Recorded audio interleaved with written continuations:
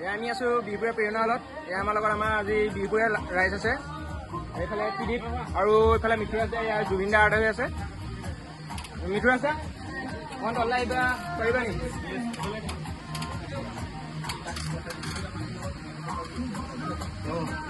জুবিন দাৰ ওপৰত কিবা এষাৰ। আমি জুবিন দাৰ আঁকি আছোঁ ছবি, আৰু বিশেষকৈ জুবিন দা যে আমাৰ মাজত নাই সেইটো কথা আমি বিশ্বাস কৰিব নোৱাৰোঁ, সেইটো আমি ক'বও নোৱাৰোঁ। জুবিন দা আমাৰ মাজত সদায় আছে আৰু সদায় থাকিব। বিশেষকৈ জুবিন দাক আমি জীয়াই ৰাখিব লাগিব নিজৰ নিজৰ কামেৰে, আৰু মই ছবি আঁকি জুবিন দাক জীয়াই ৰাখিম বুলি ভাবিছোঁ। সেইকাৰণে ৰঙেৰে জুবিন দাক জীয়াবলৈ চেষ্টা কৰিছোঁ।